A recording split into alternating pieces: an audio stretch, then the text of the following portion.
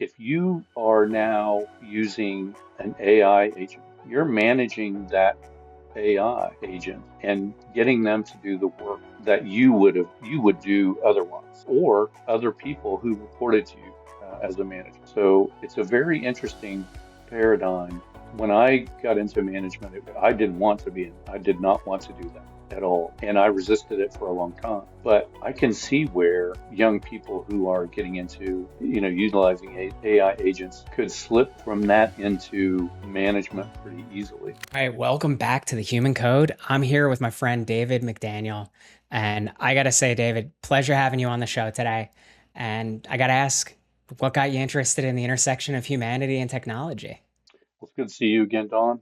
Um, I can tell you that the the reason why this is important to me, or why it even came to uh, my consciousness, I guess, is a an issue that came up a few years ago.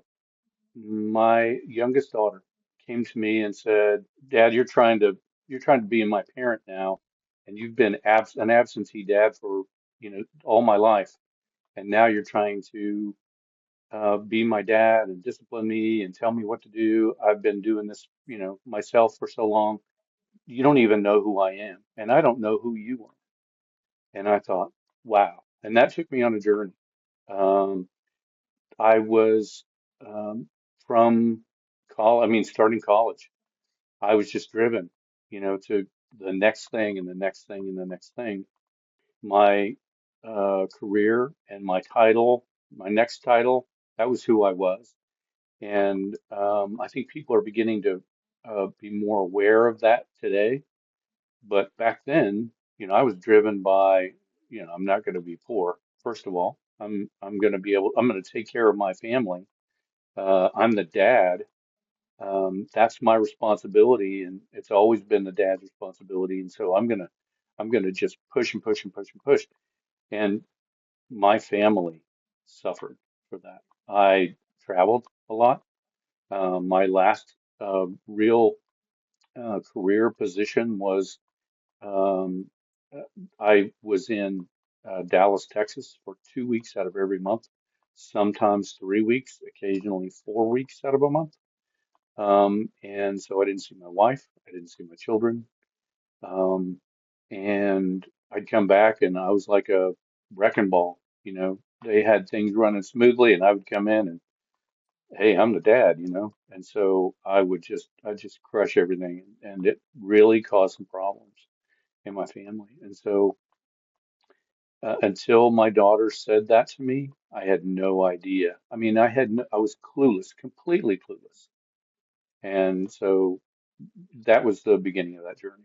I think it's absolutely fascinating. Thank you so much for sharing that too, because it's sometimes the things that our loved ones say in our lives that can just hit us upside the head, right? And like it takes that kind of shift to awaken us to really what the situation is. And I really applaud you for having the foresight to recognize like, hey, I participated in this.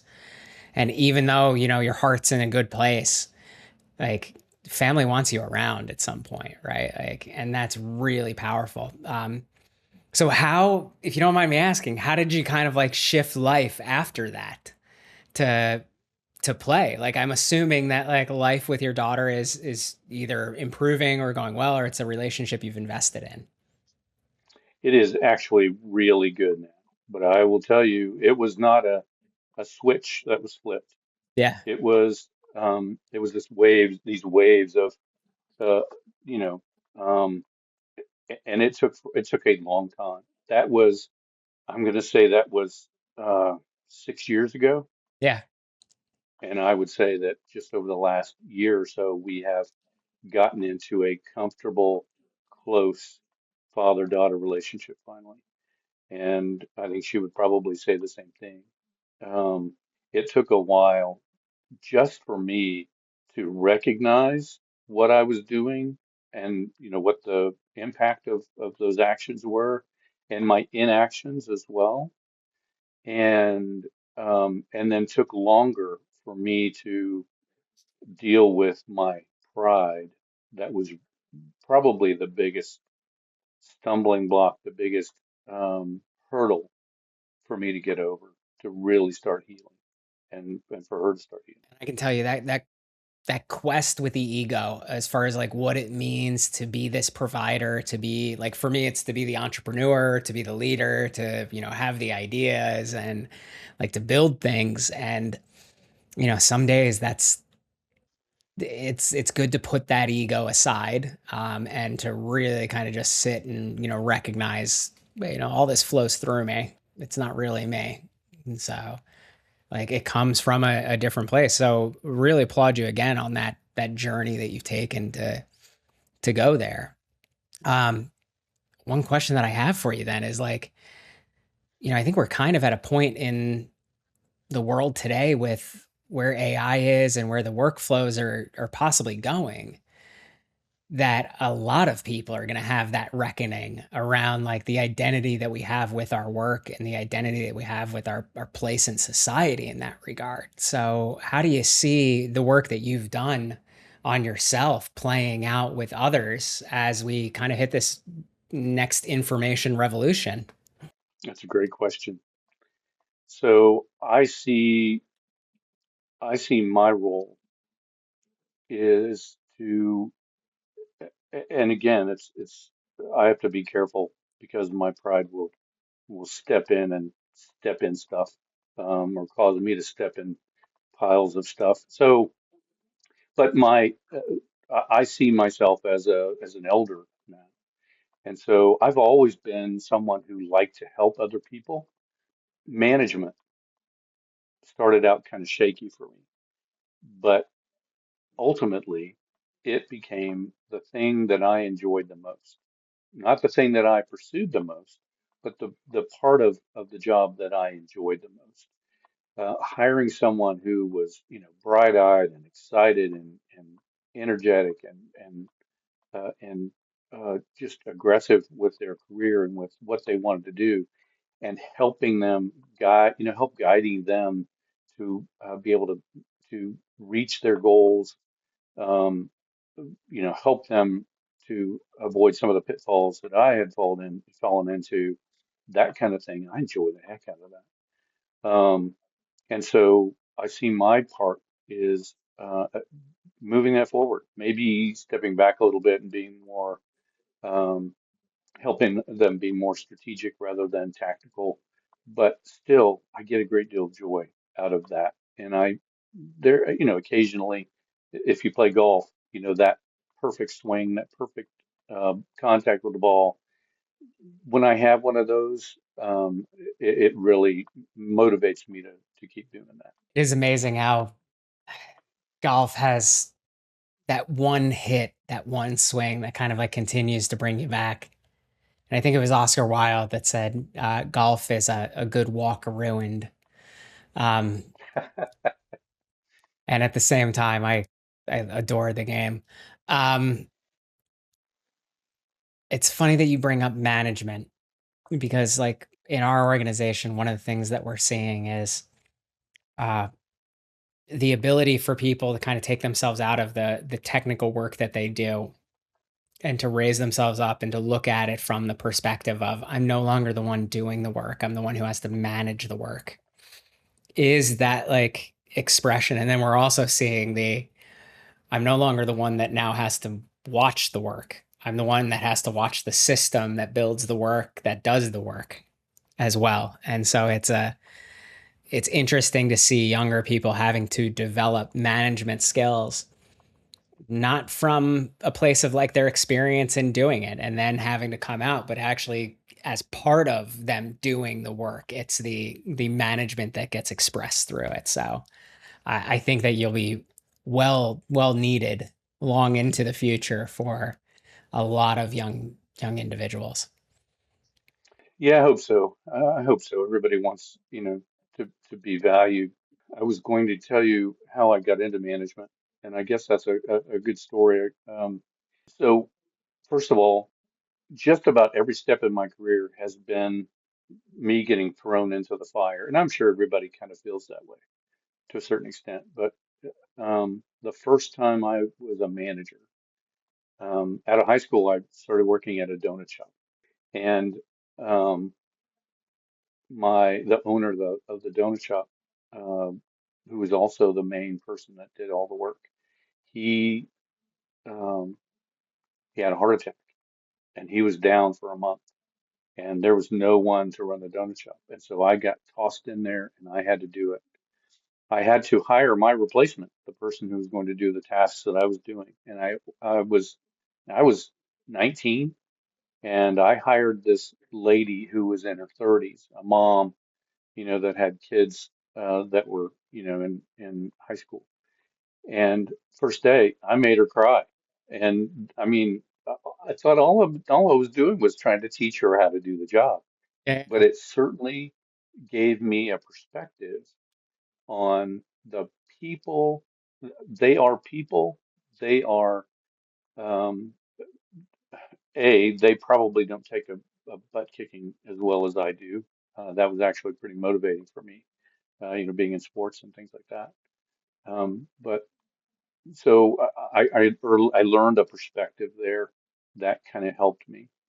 But to your point, yes, if you are now using an AI agent, you're managing you're managing that AI agent and getting them to do the work that you would do otherwise, or other people who reported to you as a manager.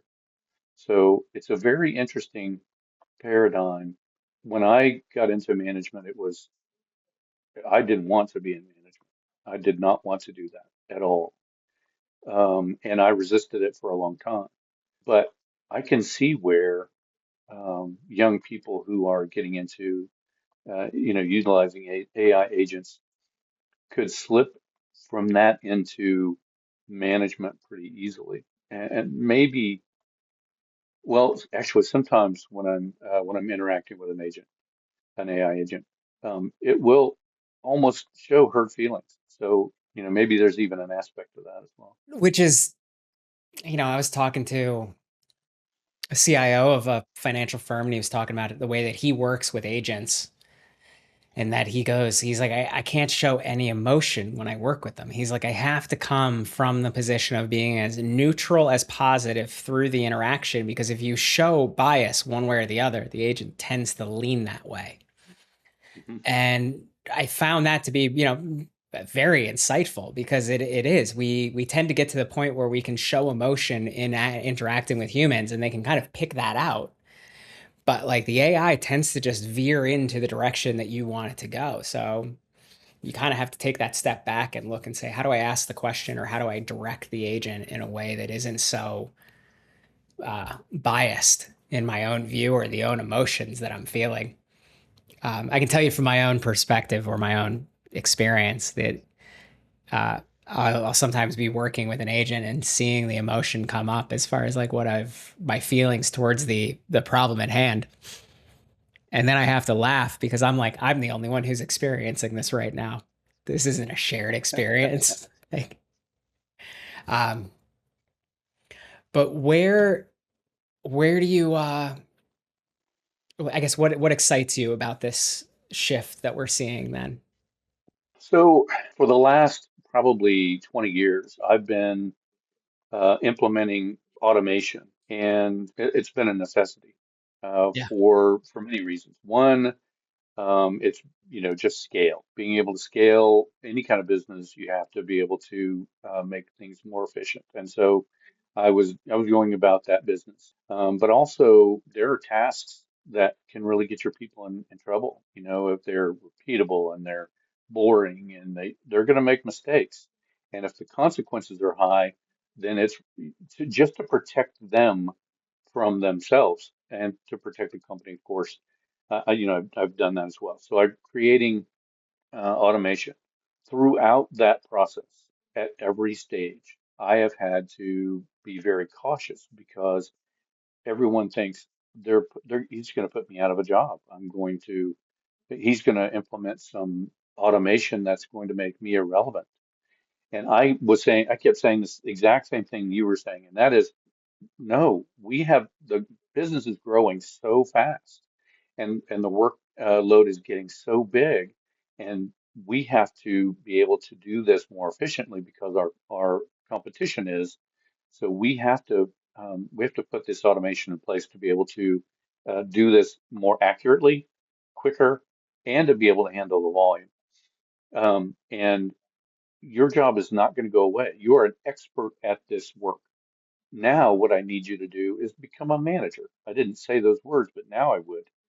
I need you to be able to manage that automation, making sure that it's configured correctly, that it's parameterized the way it should be. If there needs to be more parameters or less, or whatever, um, and keep an eye on the results and update it appropriately.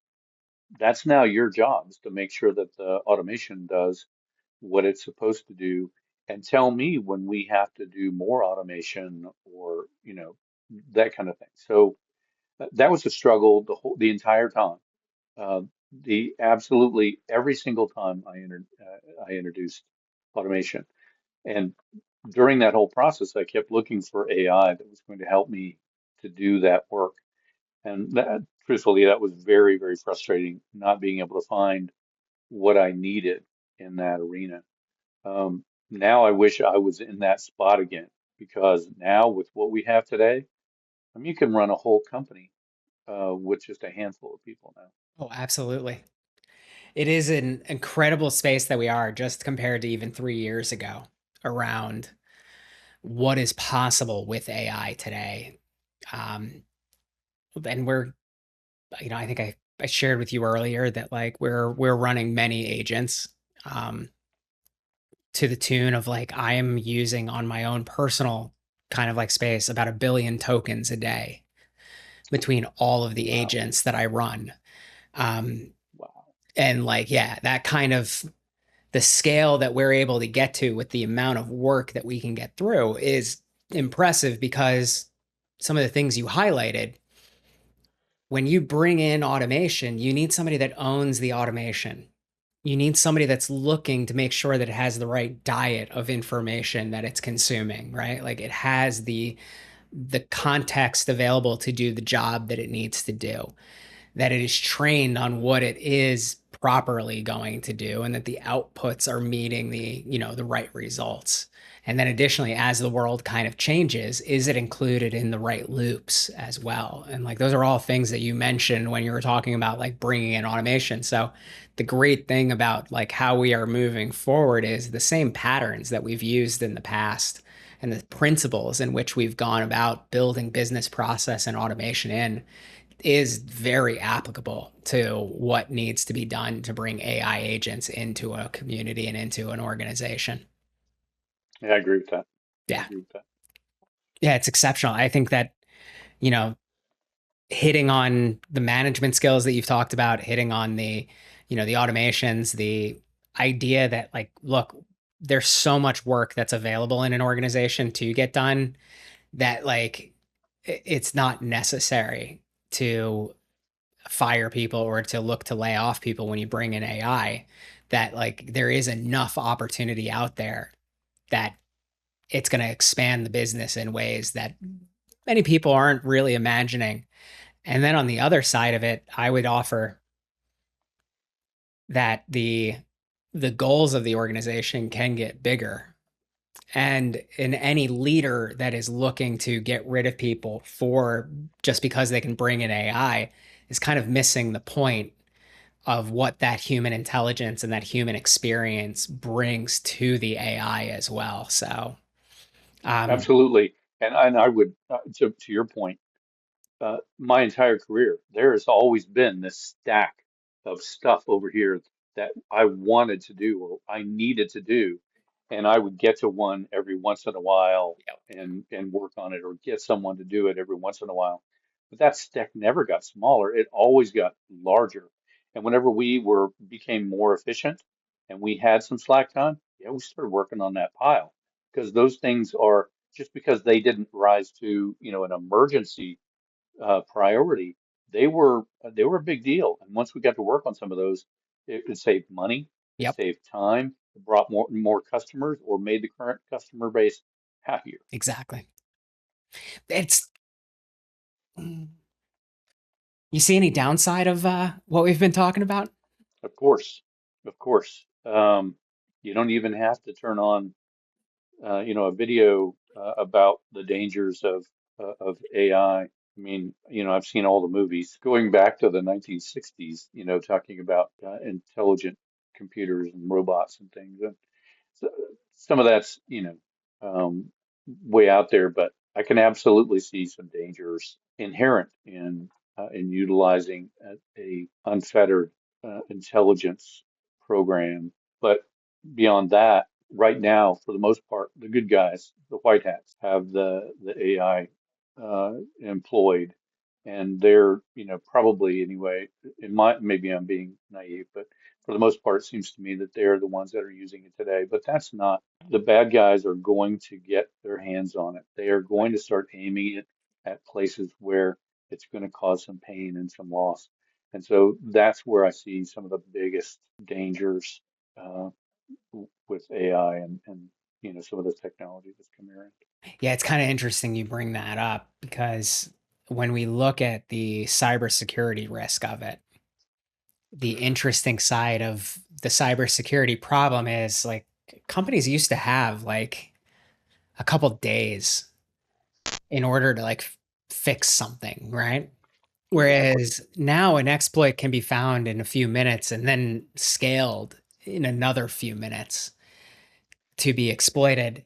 And so by the time that you've gotten the managers in the room to explain the problem, like your systems are already gone kind of capacity. And like that's I see the challenge of like how quickly and nimbly a black hat organization could go with the right resources, like let's say a state level actor would be able to exploit something out there given these tools, compared to how organizations kind of have that hierarchical bureaucratic approach that has, you know, steadied the ship for so long. But in a world where your exploit can be taken advantage of within hours of discovery is far different than we've lived today. And I think it's going to change how organizations think and how they behave. Uh, Certainly going to speed up the process. So that arms race is still going on. yep, Just now it is accelerated, and you have to have that armed guard AI program, cybersecurity program, sitting there watching for the bad guy and intercepting and making changes on the fly. I mean, that's coming if it's not already here. absolutely. So, David, just to wrap it up, what last piece of advice do you have for anybody either starting their career, mid career, or like what is the thing you'd like to leave us with today? Well, I would say be as successful as you want to be. Get involved in whatever you want to get involved in, and make that your mission, regardless of whether you get married and have children or not. You still have family and you have close friends and associates. I would nurture those relationships and I would put them first. You will regret not doing that at some point. It's a guarantee. I got to tell you, that's fantastic advice. And once again, man, I really appreciate you coming on today. It's always great to catch up with you. So thank you. Thank you, my friend. I really enjoyed it.